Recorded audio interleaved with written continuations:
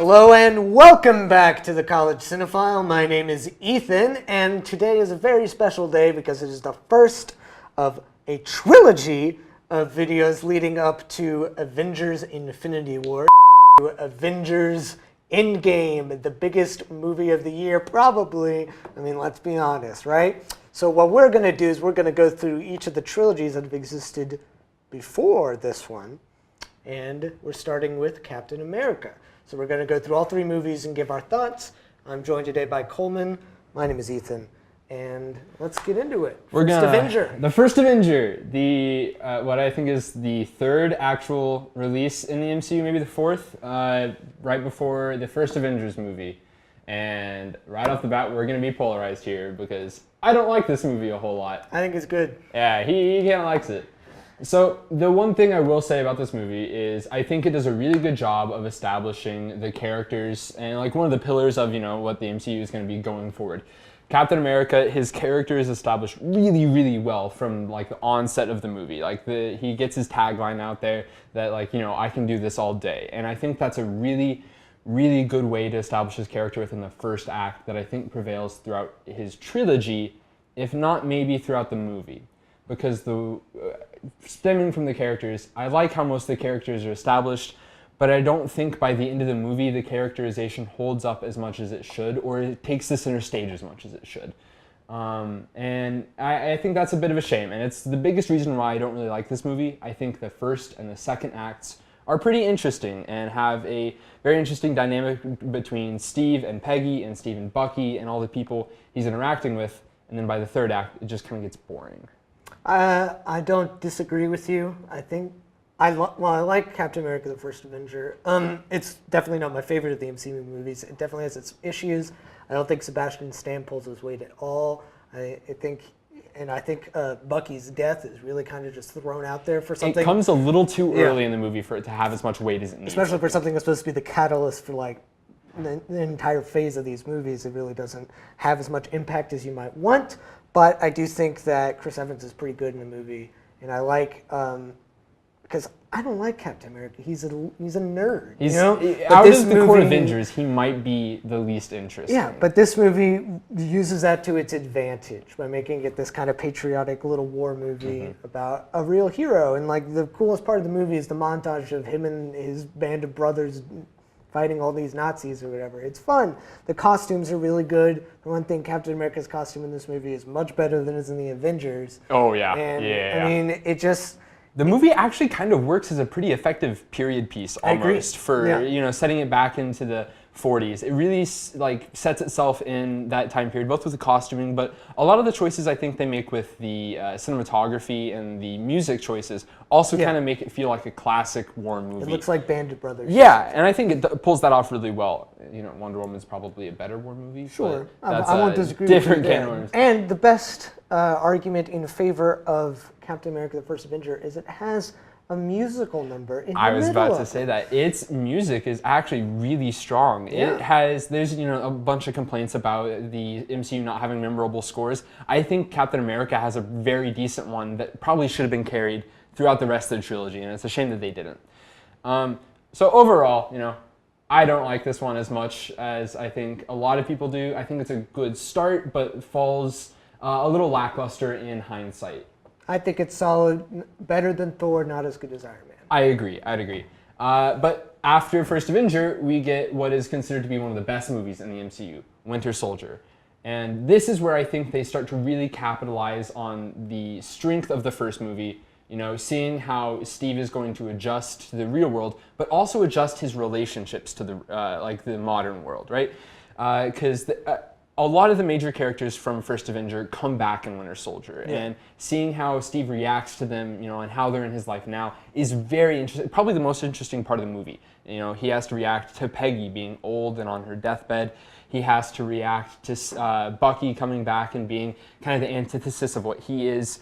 He has to adjust to meeting new people, and learning how they interact with Sam Wilson and Black Widow in this movie. And I think those are probably the most interesting parts, seeing how he adapts and adjusts.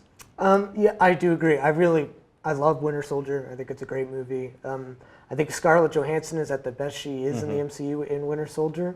I think the hand-to-hand combat is directed the best in this movie, which is weird because I don't like any of the other movies the Russos directed, but I think they did a phenomenal job. Yeah, the action in this movie is almost kinetic. Like you can feel it. I agree, which we'll get into here in a bit, but I think that they lose that going forward as their stories expand. Whereas I think that they do a really great job of directing Winter Soldier. And one of the only problems I have with it is Anthony Mackie. I don't think he's good in any of these movies, but I think he's really... It doesn't even seem like the other characters like him that much. No, he's just kind of... The way... I like Anthony Mackie as an actor a lot, and I think he's good in a lot of other things. Even like Pain and Gain, the Michael Bay movie, he's kind of entertaining in. But this, he's on the wrong side of quippy. He kind of embodies everything that I think people complain about of the Marvel movies being a little bit too humorous at times. But I still think the inclusion of his character as someone like a modern soldier to compare, like a foil to compare, Steve is like this antiquated soldier too. I think that's still a good use of his character, if maybe the character is a little annoying. And there's a lot of talk about this movie being not really a superhero movie, but like an 80s spy thriller, you know? And that's kind of how it was marketed a little bit, and it got a lot of reputation for that. I don't know if I completely agree with that kind of moniker. I don't think putting Robert Redford in your movie makes it an 80s spy thriller. I think it's definitely paying homage to them and, you know, kind of echoing that genre a little bit, but I don't know if it's all the way that. It's still definitely a superhero movie. I agree. Movie. I mean, it's a superhero movie, and while technically Bucky's the villain, to me, it's a superhero movie where the villain is bureaucracy. Yes. It's Captain America fighting against the America that is formed after World War II. That I guess, you know, when you're a patriot fighting that battle, I guess those guys thought something else would come out of it. I think this is probably the strongest movie in the trilogy for Captain America's arc, and seeing his, like, how do you be a patriot in a nation you can no longer support, right? And I think that is also played on fairly okay in Civil War, maybe not quite as much as it is here, but it's still a theme that's carried over. And I think watching First Avenger and Winter Soldier as a double feature is a really interesting dichotomy in that, because he's all about patriotism in the first one. He's all about, you know, God and country. And then in the second one, he has to learn how to adjust and live with himself being a patriotic symbol when he doesn't necessarily support the actions that the nation he, like bears the name of. He doesn't actually support that nation. So I think it's a interesting movie. It's a good tonal shift, I think, away from the first one as well. And I would consider it probably the best of this trilogy as well. Okay, moving on to the last one. Coleman, what do you think of Captain America's Civil War? I like Civil War, and I know this is going to get contentious, because Ethan, what do you think about Civil War? I can't stand it. It's one of my least... I don't like any of the movies with all of the Avengers in one place after the Avengers, and this might be tied with Infinity War for my least favorite one. And both for the same reason, is I don't feel that anybody really learns anything over the course of the movie. I think it's just a trailer for more movies, and more than anything, it's just a reason to get people to buy tickets so that they will eventually buy tickets to the next one. I think this talking about this movie is almost going to get us into a broader argument about the MCU itself. Right. Because I've mentioned it to you specifically before. I don't know if I've mentioned it on the channel, but I think the MCU is now best watched as like an episodic, almost TV series, right? And that's a pretty popular way of talking about the MCU now. It's episodic cinema. And I think Civil War may be the single movie that you could pinpoint as to that shift happening.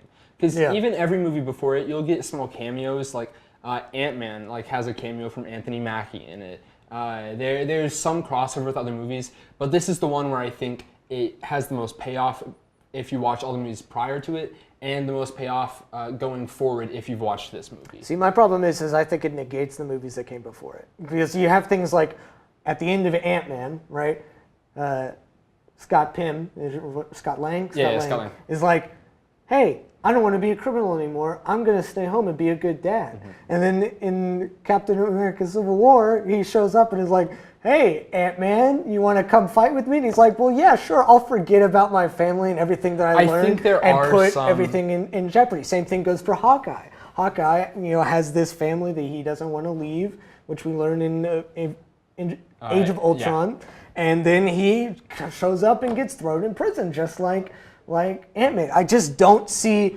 any reason to like the movie. I think the movie works best as a character study, not to sound like super pretentious, but a study on the relationship, still going forward, Captain America's relationship with the people around him and a modern government trying to govern him, but also his relationship with Tony and other heroes, right? Because in the first two movies, it's established that he has this really strong sense of moral duty and that he knows what's right and what's wrong and he's willing to stand up for it.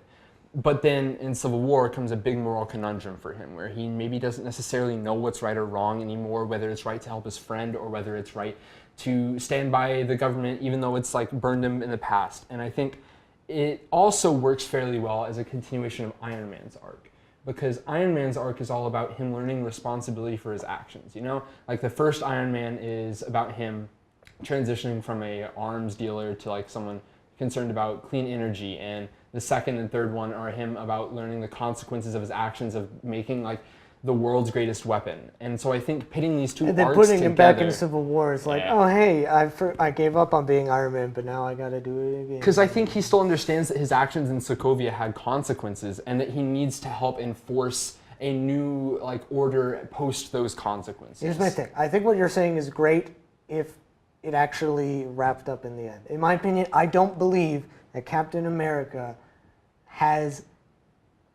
I think he's in the exact same place at the end of Captain America Civil War as he is at the beginning. I disagree, because I think at the beginning of Civil War, he's still willing to work with a government and work with an assembly like the Avengers that is very much at least serving the interests of a nation, right? Sure. And by the end of it, he has this rogue team of Avengers that kind of gets teased at the beginning of Infinity War, where he's no longer listening to what maybe a government tells him to do or what a team organization tells him to do, but rather it's him deciding to go seek out and do good where he sees it. And I think that's a pretty compelling culmination of his arc, right? I think if the movie had ended there and there's no more Marvel movies after, I think Captain America's arc still has a nice little finish to it where he's learned that right and wrong is something that he can still control and doesn't need someone else to tell him about.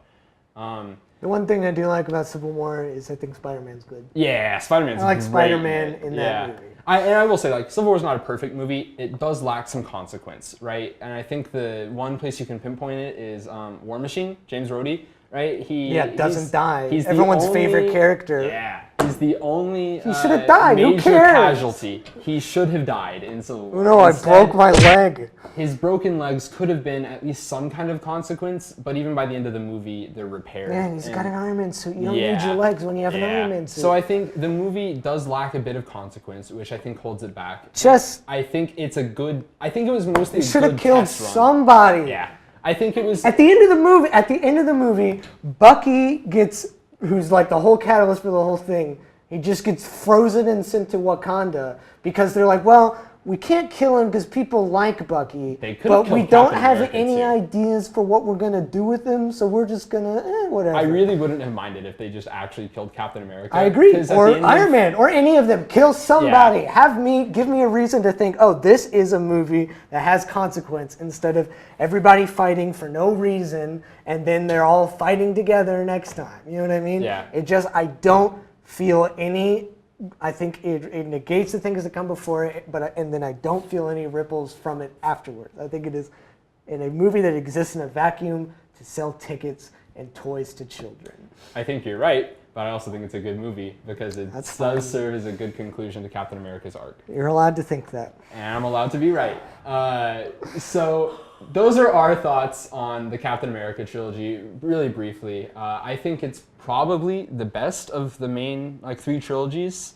I think it is. I think Iron Man trilogy is better. I think... But we're not... That'll be getting into for another video. So, Captain America. Pretty solid trilogy, even if maybe it has some flaws. And stay tuned for the next videos in this series where we review the other main trilogies on the road to Endgame. If you liked this video, go ahead and leave a like. Give us a comment if you disagree with us. Please tell me I'm right. And subscribe to see more content. Thank you.